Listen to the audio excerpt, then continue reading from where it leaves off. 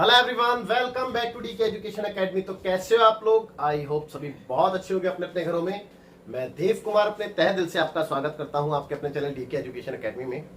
तो बच्चों, आज हम करने वाले हैं introduction of exercise 1.1 chapter 1 real numbers class 10th mathematics.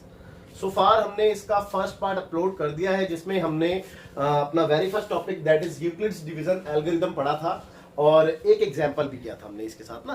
तो अब हम स्टार्ट करने वाले next example that is example number 2, जो कि पेज नंबर 6 एनसीईआरटी है। तो बच्चों स्टार्ट करते हैं और आप लोगों से रिक्वेस्ट है कि आप इसका पहले फर्स्ट पार्ट देखें और फटाफट से रेडी हो जाइए pen copy NCERT book and notebook लेके। तो मैं क्वेश्चन को रीड कर रहा हूं, आप लोग ध्यान से सुनेंगे, ठीक है ना। तो क्वेश्चन में लिखा है बेटा, show that every positive even integer, यानी कि जितने भी पॉजिटिव इवन इंटीजर होते हैं, ठीक है, is of the form 2q, वो 2q की फॉर्म में होने चाहिए। ओके, ये बात शो करनी है। And that every positive odd integer is of the form 2q plus 1 where q is some integer, और q यहां पे कोई भी इंटीजर हो सकता है। तो बेटा आपको ये बताना है कि इवन नंबर जो होंगे वो बेटा 2q की फॉर्म में होंगे, इवन पॉजिटिव इंटीजर है ना, और जो ऑड होंगे वो 2q प्लस 1 की फॉर्म में होंगे। तो ये बेटा इतना सा आपका क्वेश्चन है, ठीक है। तो देखते हैं बेटा, है ना। तो एक काम करते हैं, सबसे पहले ये तो आपको पता ही है भाई, यूक्लिड्स डिवीजन एल्गोरिथम, इसमें तो कोई डाउट नहीं होगा आपका, है ना। तो एक काम करते हैं, 4 even positive integers, even positive integers के लिए, जो कि लाइक 2, 4, 6, 8 एंड सो ऑन, भाई यही होते हैं ना। और यहां पे हम काम कर लेते हैं किसके लिए बेटा, 4 ऑड पॉजिटिव इंटीजर्स के लिए, ठीक है, लाइक 1, 3, 5, 7 एंड सो ऑन, भाई यही होते हैं, ठीक है। यहां तक आपको कोई डाउट नहीं होना चाहिए। अब एक बात आई है, इसने बोला है कि इवन पॉजिटिव इंटीजर जितने भी होते हैं वो सबके सब किस फॉर्म में होने चाहिए बेटा, 2q की फॉर्म में होनी चाहिए। यहाँ पे q सम इंटीजर्स, q कोई भी एक इंटीजर हो सकता है। और ऑड पॉजिटिव इंटीजर जो होनी चाहिए वो किस फॉर्म में होनी चाहिए बेटा, 2q प्लस 1 की फॉर्म में होनी चाहिए, है ना।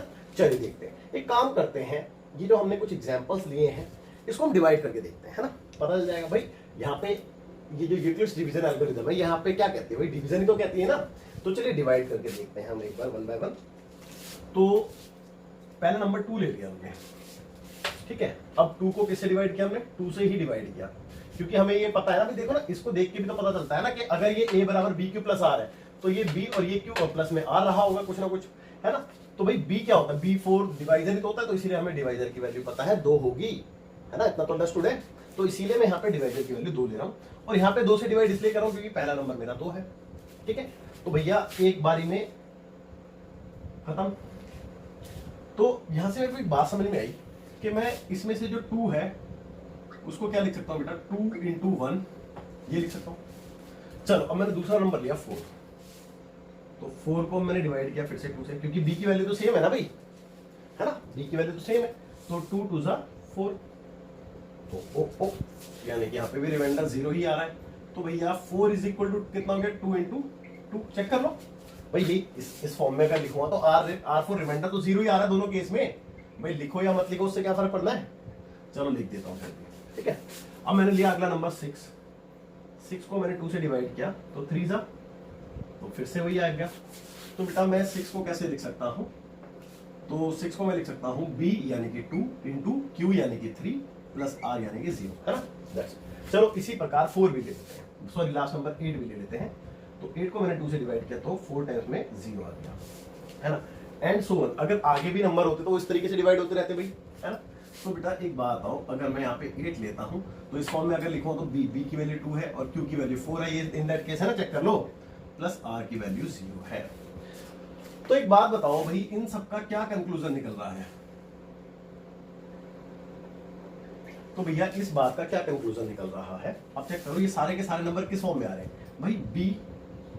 b की वैल्यू कितनी है, 2, है ना भाई, b की वैल्यू तो 2 है, तो hence even positive integers equal to, देखो b की वैल्यू तो 2 है और इनटू में q, और q की वैल्यू क्या है बेटा, इंटीजर है ना। तो इसको मैं ऐसे नहीं लिख सकता 2q की फॉर्म। भाई यहाँ पे देखो q की वैल्यू 1 हो गई, यहाँ पे q की वैल्यू 2 हो गई, यहाँ पे q की वैल्यू 3 हो गई और यहाँ पे q की वैल्यू 4 हो गई, है ना। और रिमाइंडर तो 0 है ये, तो इसको आप चाहे तो लिखो या तो आप मत लिखो। तो आप चेक कर लो, जितने भी इवन पॉजिटिव इंटीजर होते हैं वो इसी फॉर्म के तो होते हैं, लेकिन यहाँ पे ये बात लिखनी पड़ेगी where q is some integer, है ना, सम इंटीजर, दैट्स इट। तो आई होप कि आपको बहुत अच्छे से बात समझ में आ गई होगी, यहाँ तक कोई डाउट नहीं रहा होगा। अब एक बार इसका और देखते हैं इवन नंबर पे, है ना। चलिए, तो इवन नंबर के लिए भी कुछ डिवीजन करके देख लेते हैं 1 बाय 1। जैसे कि फॉर एग्जांपल मैंने 1 लिया पहला नंबर, भाई 1 को मैंने किससे डिवाइड करना है, चेक कर लो भाई। डिवाइड तो मेरे को, अगर मेरे को ये वाली फॉर्म है तो मेरे को b की वैल्यू तो पता है ना 2 है, तो 2 से डिवाइड करना पड़ेगा। तो भैया 2 से जब मैं इसको डिवाइड करूँ तो 0 टाइम्स में डिवाइड होगा, है ना भाई, क्योंकि ये तो बड़ा है ना, ये छोटा नंबर है, तो 0 टाइम में डिवाइड होगा, तो ये 0 हो जाएगा, तो रिमाइंडर कितना आ गया, 1 आ गया, यानी कि इसके आगे कोई डिवाइड ही नहीं होगा। तो कुल मिला के एक बात समझ में आती है कि मैं 1 को क्या लिख सकता हूँ, तो मैं 1 को लिख सकता हूँ वही BQ प्लस R की फॉर्म में लिखना है, तो B की वैल्यू 2 है और Q की वैल्यू 0 है, ठीक है, और प्लस R की वैल्यू 1 है, ठीक है। चलो ठीक है, 3 को लेके देखते हैं भाई। 3 को लिया, 2 से डिवाइड किया, 1 सा 2, एक रिमाइंडर आ गया। तो अब चेक कर लो आप 3 को क्या लिख सकते हैं बेटा, 3 को आप क्या लिख सकते हैं भाई, 3 को ऐसे नहीं लिख सकते, देखो B की वैल्यू 2 इंटू क्वोशंट Q यानी कि 1 और रिमाइंडर यानी कि 1, भाई चेक कर लो यही आएगा, है ना। अच्छा, इसके बाद अगला नंबर क्या है, अगला नंबर था 5। तो 5 को अगर मैं डिवाइड करता हूं 2 से, तो 2 सा 4 और ये 1 आ गया, तो बेटा 5 को मैं लिख सकता हूं 2 यानी कि B into Q plus R यानी कि 1, ठीक है। सिमिलरली 7 को अगर मैं करता तो 7 के लिए क्या लिखता बेटा, देखो ना, डिवाइड करके दिखाता हूं मैं आपको 7 को भी, और 2 से 3 टाइम्स में 6 आएगा और 1 रिमाइंडर आ जाएगा, है ना। तो यानी कि 7 को हम लिख सकते थे B into Q plus R, check कर लो। तो बेटा आप जितने भी ऑड पॉजिटिव इंटीजर, यहाँ पे भी डॉट डॉट लगा देता हूँ क्योंकि आगे भी चल रहे हैं, और एंड सो ऑन, है ना, तो ये भी आगे चल रहे हैं। तो बेटा इन सब का कंक्लूजन क्या निकल के आ रहा है कि आपके जितने भी ऑड पॉजिटिव इंटीजर हैं वो चेक कर लो 2q प्लस 1 की फॉर्म में ही तो है। देखो 2 into Q, 2 into Q, 2 into Q, 2 into Q और प्लस 1, है ना, क्योंकि यहाँ पे q चेंज हो रहा है, ये तो दोनों के दोनों सेम है ना भाई। देखो ना, ये दोनों के लिए इन्होंने बोला था बिल्कुल ये कांस्टेंट वैल्यू, ये चेंज नहीं होगी, क्यों कुछ भी हो सकता है, इन्होंने ये बोला था, है ना, और वही हो रहा है। तो बेटा इस बात का क्या कंक्लूजन निकल के आता है, तो इस बात का यही कंक्लूजन है कि हेंस ऑड है ना यहाँ पे, हाँ, odd positive integer equal to 2q plus 1। अच्छा, इसको मैं एक काम करता हूँ, इसको यूं कर देता हूँ मैं यहाँ से, ठीक है, ये एक बॉक्स में, ठीक है, वेयर कॉमा डाल के यहाँ पे लिख रहा हूँ बेटा, where q is some integer, है ना, सम इंटीजर। और आई एम श्योर आपको ये क्वेश्चन बहुत अच्छे से समझ में आ गया होगा। आपसे यही बोला था कि बेटा जितने भी इवन पॉजिटिव इंटीजर होते हैं वो इस फॉर्म में होते हैं, हमने ये बात प्रूफ कर दी, और जितने भी ऑड पॉजिटिव इंटीजर होते हैं वो इस फॉर्म में होते हैं, ये बात भी हमने प्रूफ कर दी। तो बच्चों आई एम श्योर आपको ये क्वेश्चन बहुत अच्छे से समझ में आ गया होगा। आप फटाफट से वीडियो को पॉज करके नोट कीजिए, फिर देखते हैं एग्जाम्पल। बच्चों देखते हैं एग्जाम्पल नंबर 3, जो कि सेम पेज नंबर 6 NCERT है ना। तो क्या कहता है एग्जाम्पल नंबर 3, कहता है बेटा show that any positive odd integer, भाई जितने भी पॉजिटिव ऑड इंटीजर्स होते हैं, ठीक है, वो किस फॉर्म में होते हैं, is of the form 4q plus 1, या तो वो इस फॉर्म में होते हैं 4q प्लस 1, ठीक है, और या फिर वो होते हैं 4q प्लस 3 की फॉर्म में, 4q प्लस 3, ठीक है, where q is some integer. तो बच्चों आपसे ये बोल दिया गया है कि q जो है वो सम इंटीजर है, तो उसके बिहाफ पे आपने ये आंसर देना है ना। तो अब एक बात बताओ, ये क्वेश्चन तो बिल्कुल सिमिलर एग्जांपल नंबर 2 की तरह हो गया है ना, बट फिर भी देखते हैं, कोई दिक्कत वाली बात नहीं है। तो एक काम करते हैं, फॉर यूक्लिड्स डिवीजन लेमा, ठीक है, a इज इक्वल टू क्या होता है बेटा, BQ प्लस R, R जो होता है वो 0 से बड़ा या बराबर और B से छोटा होता है। तो इन दैट केस R की वैल्यू अगर आप ध्यान से देखें तो बेटा R की वैल्यू अगर मैं इससे कंपेयर करूं, है ना, तो अगर मैं इससे कंपेयर करूं तो बेटा एक बात, और B की वैल्यू कितनी आएगी भाई, B की वैल्यू ये देखो ना, BQ प्लस R है, तो ये भी तो BQ प्लस R है, तो B की वैल्यू आपको साफ नजर आ रही है कि B की वैल्यू 4 होगी।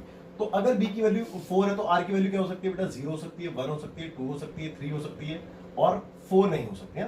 तो ये सारी की सारी वैल्यू R की है, ठीक है, तो अब हम देखेंगे कि जितने भी ऑड पॉजिटिव इंटीजर्स होते हैं वो सारे के सारे इस फॉर्म में होते हैं ना। तो मैं काम किसके लिए कर रहा हूं बेटा, मैं काम किसके लिए कर रहा हूं, मैं काम कर रहा हूं फॉर ऑड पॉजिटिव इंटीजर्स, है ना, like this 1 3 5 7 9 and so on. भाई यही होंगे ना। ओके, तो इनके लिए मैं काम कर रहा हूं। चलो चेक करते हैं। अब मैं 1 से स्टार्ट करता हूं। तो मैंने 1 के लिए काम किया। भाई मेरे को पता है b क्या है, b 4 है। b क्या होता है, डिवाइजर होता है। भाई b डिवाइजर होता है ना, सबको पता है। तो b की वैल्यू 4 है और इन दैट केस मेरा डिविडेंड 1 है। ठीक है, तो चलो मैं इसको डिवाइड करता हूं। तो बेटा 0 टाइम्स में जाएगा तो 0 ही आएगा, तो रिमाइंडर 1 ही आएगा। तो एक बात बताओ, मेरे को ये बात समझ में आती है कि मैं इन दैट केस 1 को क्या लिख सकता हूं, 4 इंटू 0 प्लस 1। भाई चेक कर लो, भाई ये तो होता है बी क्यू प्लस आर। देखो ना, बी क्यू प्लस आर, तो बी कितना है 4, क्यू कितना है 0 और आर फॉर रिमाइंडर 1 है। ठीक है, सिमिलरली अगर मैं 3 के लिए काम करता तो क्या करता, 4 से डिवाइड 0 टाइम्स में होता, तो ये 0 आ गया तो रिमाइंडर 3 आ गया। चेक कर लो। तो बेटा अगर यहाँ पे नंबर हमारे पास 3 होता तो 4 इंटू 0 प्लस 3 होता। चेक कर लो, है। ठीक है, अगर मैं 5 के लिए काम करता तो क्या होता, भाई देखते हैं 5 के लिए क्या होता। तो 4 इंटू 1 टाइम्स में जाता तो 1 लग जाता। तो बेटा 5 के लिए हम लिख सकते थे, चेक करेंगे, b into Q plus R, है ना। अच्छा, 5 के बाद 7 का नंबर ले लेते हैं। तो अगर मैं 7 के लिए करता तो क्या होता, तो 7 के लिए 1 टाइम्स में जाता 4 और 3 रिमाइंडर बच जाता। तो बच्चों 7 के लिए चेक करेंगे भाई, 7 इक्वल टू कितना होगा, b into Q plus R, है ना। अच्छा 9 भी ले लेते हैं, चलो 9 भी ले लेते हैं। तो 9 के लिए अगर मैं करता तो क्या होता, तो 4 9 से करो तो 2 टाइम्स में जाएगा 8, 1 बच गया। तो बेटा अगर 9 होता तो b इंटू क्यू की वैल्यू 2 प्लस r की वैल्यू इन दैट केस 1 है। तो बेटा एक कंक्लूजन निकल के आता है। भाई इससे क्या कंक्लूजन निकाल रहे हो आप, तो बेटा एक बात और, एक कंक्लूजन निकल के आता है कि b की वैल्यू हमेशा सेम है ना, और q चेंज हो रहा है। ठीक है, अगर ये मान लो कि मैं इसको q बोल दूं, ये q है तो ये r है, आप जानते हैं। तो एक बात हो, 4q plus 1, 4q plus 3, 4q plus 1, 4q plus 3, 4q plus 1, यानी कि जितने भी ऑड पॉजिटिव इंटीजर होते हैं वो बात सच हो गई, या तो 4q प्लस 1 होते हैं या फिर वो 4q प्लस 3 होते हैं, है ना। ये बात प्रूफ हो गई। तो hence we can say all odd positive integers are of the form 4q plus 1 or 4q plus 3, comma where q is some integer। और आई एम श्योर ये क्वेश्चन बिल्कुल सिमिलर था एग्जाम्पल नंबर 2 की तरह और बहुत अच्छे से आपको समझ में आ गया होगा। आप फटाफट से बेटा वीडियो पॉज करके नोट कीजिए, फिर देखते हैं एग्जाम्पल। बच्चों देखते हैं एग्जाम्पल नंबर 4 जो कि सेम पेज नंबर 6 एनसीईआरटी है। तो बच्चों काफी अच्छा क्वेश्चन है, आप लोग ध्यान से सुनना। कहता है कि एक स्वीट सेलर हैज 420 काजू बर्फीज। तो एक स्वीट सेलर जो है उसके पास बेटा 420 काजू बर्फी है ना। चलो लिख भी लेते हैं डिटेल को।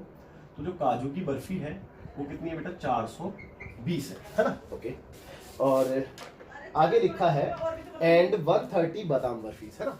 तो 130 जो है वो क्या है बेटा, बादाम बर्फीज। ये है आपकी 130। ओके, आगे कहता है बेटा she wants to stack them in such a way that each stack has the same number. यानी कि ये जो बर्फीज हैं इनको आपने एक मतलब ट्रे में लगानी है और इस तरीके से लगानी है। मैं एक बार क्वेश्चन को पूरा पढ़ देता हूँ फिर बताता हूँ आपको। And they take up the least area of the tray, what is the number of that can be placed in each stack for this purpose. तो कहने का मतलब ये है कि एक ट्रे है बेटा, लेट्स सपोज ये एक ट्रे है ना, ये मान लेते हैं ये एक ट्रे है। ओके, अब इस ट्रे में हमने जो बर्फीज है वो कुछ इस प्रकार लगानी है। जो काजू की बर्फी है, लेट्स से ये काजू की बर्फी हो गई, ये काजू की बर्फी हो गई, ये काजू की बर्फी हो गई, ये काजू की बर्फी हो गई एंड सो ऑन। तो मान लिया कि बेटा एक्स काजू की बर्फीज हमने इसमें अरेंज की है। ठीक है, ओके। अब काजू की बर्फी कहां तक प्लेस्ड हुई है बेटा? ये हो गई, ये हो गई, ये हो गई, ये हो गई, ये हो गई, ये हो गई एंड सो ऑन। तो सिमिलरली मान लेते हैं कि यहां तक वो प्लेस्ड हुई होंगी। ओके ठीक है, यहां तक आपको कोई डाउट नहीं होना चाहिए। देखो एक्चुअल में इस क्वेश्चन में बेसिकली HCF निकालना है हमने इन दोनों नंबर्स का, लेकिन प्रॉब्लम ये है कि आपको ये बात समझाना बहुत जरूरी हो जाता है कि हमें इन दोनों नंबर का HCF क्यों निकालना है।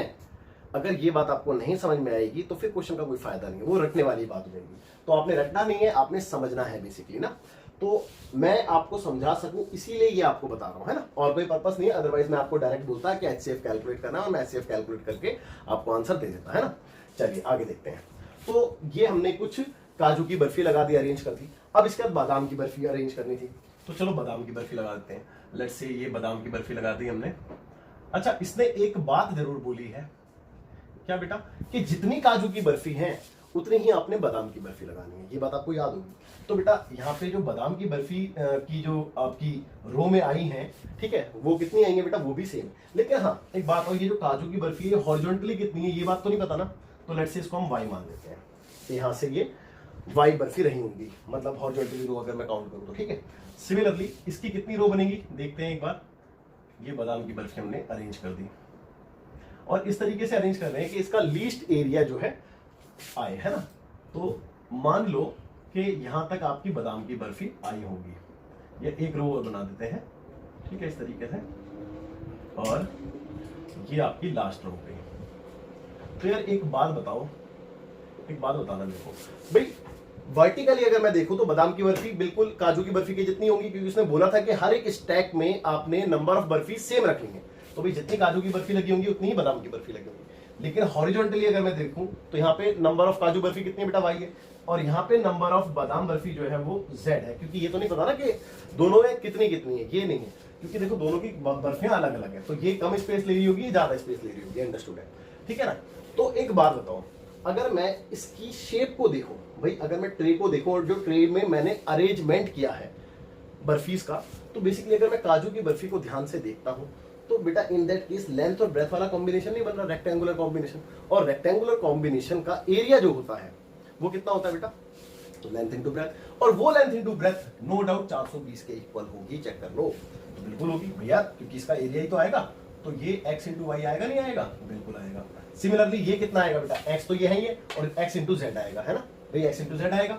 तो यार एक बात बताओ, एक बात बताओ, मैं यहाँ पे ढूंढ के आ रहा हूँ कि एक स्टैक में कितनी बर्फी है, एक स्टैक में कितनी बर्फी है, यही बात ना ढूंढ रहे हैं हम भाई। एक बार और पढ़ देता हूं, ठीक है, एक स्टैक में कितनी बर्फी हम ये ढूंढ रहे हैं। तो यार एक स्टैक में x बर्फी ये हमने माना है। तो यार x यहाँ पे अगर मैं इन दोनों का HCF देखता हूं तो h यहाँ पे क्या कहलाएगा? हाईएस्ट कॉमन फैक्टर ही तो कहलाएगा। तो बेटा एक बात बताओ कि इसका HCF कितना आएगा? HCF ऑफ इन दोनों नंबर्स का, चलो ऑफ हटा दो अभी, HCF कितना आएगा इसका? x ही तो आएगा, और वही तो आपका क्या कहते हैं आंसर है जी, जो आपने फाइंड करना है ना। क्लियर होगी बात? तो बेटा मेरे को यहाँ से ये इतना सारी चीजें आपको इसलिए समझानी पड़ी क्योंकि आपको ये पता चल सके कि हमने फाइंड क्या करना है। तो बेसिकली हम HCF क्यों फाइंड कर रहे थे, ये बात आपको समझाना बहुत जरूरी हो जाता है। तो आई एम श्योर आपको अब बात समझ में आ गई होगी। अब हम इसका HCF निकाल लेते हैं, जिस तरीके से हमने सीखा है उसी तरीके से। तो बेटा बेसिकली हम HCF जब भी निकालते थे तो हम क्या करते थे? दो नंबर चूज करते थे, उसमें से बड़ा नंबर और छोटा नंबर हम पहले क्लैरिफाई कर लेते थे कौन सा बड़ा है और कौन सा छोटा है। अब बड़े नंबर को छोटे नंबर से बेसिकली डिवाइड किया जाता है, तो वही करेंगे। तो बेटा 420 को डिवाइड किया हमने 130 से, तो 130 से 420 कितने बारी में? 3 बारी में जा रहा है। 13 हाँ 3 बारी में जाएगा, 13 यानी कि 390, 0 और 12 में से 9 गया 3, हाँ बस 30 बचेगा। अब इसके बाद 420 को हम कैसे लिख सकते हैं बेटा? भाई 420 को हम कैसे लिख सकते हैं? क्या लिखते हैं? a बराबर बी क्यू प्लस आर। तो b क्या होता है बेटा? डिवाइजर। तो divisor into quotient plus remainder. लेकिन रिमाइंडर यहाँ पे नहीं आया क्या? 0। और रिमाइंडर अगर 0 नहीं आया तो फिर इसका नेक्स्ट स्टेप भी कहा जाता है। तो अब इन दोनों नंबर में चूज करेंगे तो ये बड़ा है, तो इसका होता है ये डिविडेंड और ये डिवाइजर। तो डिविडेंड को अंदर लिख लें। अच्छा 30 को कितनी बारी में चलाया भाई? 4 बारी में चला लेते हैं, 4 3 12 है ना। तो 4 3 12 120 और बचा क्या? 10। ओके, तो 130 को हम क्या लिख सकते हैं? तो 130 को हम लिख सकते हैं बेटा 30 इंटू 4 प्लस 10। चेक कर लो, 3 तो 12 और 13 है ना, बिल्कुल लिख सकते हैं। तो यहाँ पे भी remainder remainder does not equal to 0, भाई रिमाइंडर तो यहाँ पे भी नहीं आया 0, तो फिर एक स्टेप और चलाएंगे। अब इन दोनों में चलाएंगे, तो बेटा इन दोनों में जब मैं चलाऊंगा तो मेरा ये क्या बन जाएगा, ये बन जाएगा डिविडेंड। डिविडेंड क्योंकि ये बड़ा नंबर है और बड़ा नंबर ही तो डिविडेंड कहलाता है भाई। तो डिविडेंड बन गया 30 और ये 3 बारी में पूरा पूरा डिवाइड हो गया और रिमाइंडर आ गया 0, और रिमाइंडर 0 आ गया तो यहाँ पे स्टॉप हो जाता है, ये लास्ट स्टेप कहलाएगा, है ना। तो मेरे बच्चों अब मैं 30 को क्या लिख सकता हूँ, मैं 30 को लिख सकता हूँ tan यानी कि b into Q plus R, और यहाँ पे रिमाइंडर क्या आ गया, यहाँ पे आपका रिमाइंडर आ गया 0, और रिमाइंडर 0 आ गया तो HCF लास्ट स्टेप का जो b होता है यानी कि डिवाइजर, वही HCF कहलाता है। तो हेंस HCF ऑफ कितना बेटा, इन दोनों नंबर का बेसिकली हम देख लेते, तो 420 एंड 130 इक्वल टू कितना आया बेटा, 10 आया। तो जो 10 आया है आपने निकालना क्या था बेटा, वो देख लेते हैं। नंबर ऑफ एक स्टैक में कितनी बर्फी थी वो आपने बताया था ना, तो each stack has, hence each stack has contain 10 barfi, है ना, 10 बर्फीज। ओके, तो ये आपका आंसर है भाई, यही पूछा था ना आप लोगों से। तो उम्मीद करता हूं कि ये क्वेश्चन भी आपको बहुत अच्छे से समझ में आ गया होगा और यहाँ पे भी आपका कोई भी डाउट नहीं रहा होगा।